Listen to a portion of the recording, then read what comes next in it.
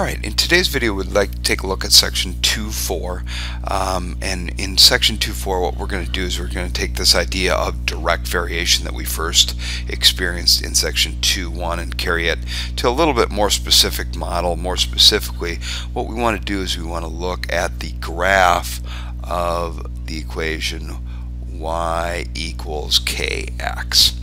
And in section 2.1, one of the situations that you looked at is this situation right here, where you had the distance d from a lightning strike varies directly, okay, with the time t elapsed. So we know that that time t is one of our variables. In fact, it's our independent variable between seeing the lightning and hearing the thunder. So we have the distance is dependent upon the time. Okay, and one thing that we found out is that we were able to get that k by using the data that we were given, and the formula we were able to come up with was the distance was equal to 1/5 time. Now, if we look at a table of values for that, and we can generate a table for values, we could do decimals and generate a table of values as well. But here's an example of a table of values kind of taken right out of your reading for this section. And you'll notice that all of those points, when we put those in, they give us a true statement. Okay. Now we can also think back to Algebra 1, and we can use those points and we can actually graph our equation as well. So if I were to plot those points out, and I have them kind of on this graph here, 0, 0, 5, 1, 10, 2, etc., we get a nice neat line starting at 0, 0 and continuing out in that direction kind of forever. So what we have here is a direct variation equation of the first power, and those are a special type, because what happens is this number, this constant, is what we call our slope, and we want to take a look at that here.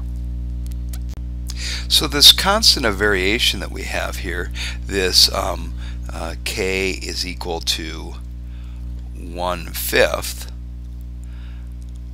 that does not change, and basically what that's telling us is that is our rate of change, and that rate of change in first degree direct variation equations is always going to stay the same. Therefore, we refer to it as slope, that concept that you learned back in your Algebra 1 course. And what we know about slope is that slope is the change in the vertical distance over the change in the horizontal distance. Okay, so how much does our dependent variable change compared to how much does our independent variable change?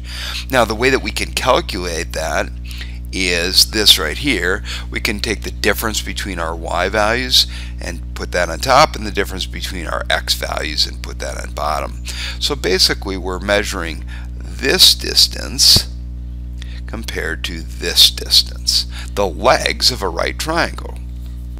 Alright, so we can use this formula for slope then to find the the slope of our line given 2 points. Let's take this point right here, which is 10.2, and this point right here, which is 15.3. So I'm going to take the difference between the y values on top, that's this distance right here, and the difference between the x values on bottom, which is this distance right here. So I'm going to say on top, I'm going to say 3 minus 2, and on bottom I'm going to say 15 minus 10. Well, if I work that out, that would be 1/5, which is exactly what our constant of variation was there. So that formula for finding the slope matches up with the idea that the constant of variation was also 1/5. Alright, over here I have another example of finding slope. So if we have 2 points on any given line, let's say they're 936, and the other one is 25/100. So those are my 2 points.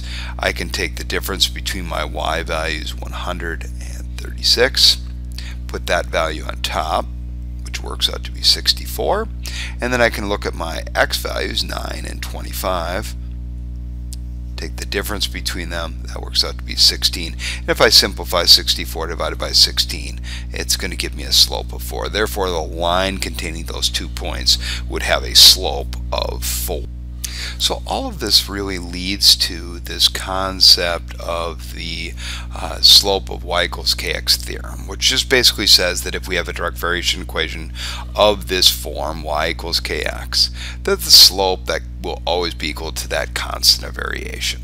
Okay, so a couple other things that we want to think about when we look at direct variation equations of the form y equals kx, and that is, as first of all, if our k value is positive, you'll notice that it's going to be uphill from left to right. So as I'm thinking about reading things from left to right, you'll notice that I'm going uphill from left to right.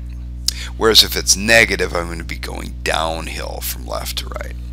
Now, a couple other things is, as that slope, if it's positive, gets bigger and bigger and bigger, it's going to get closer and closer and closer to being vertical. And as it gets closer and closer to zero, it's going to be much more flat. Okay, and then the same thing would apply with negative ones. If it's negative, the more negative it is, the steeper it's going to be, and the less negative it's going to be, the flatter it's going to be. Notice how the direct variation equations will always go through the point 0, 0. Okay, so some properties that you should be aware of. The last thing that I want to make sure that you recognize is that both the domain and the range will be all real numbers.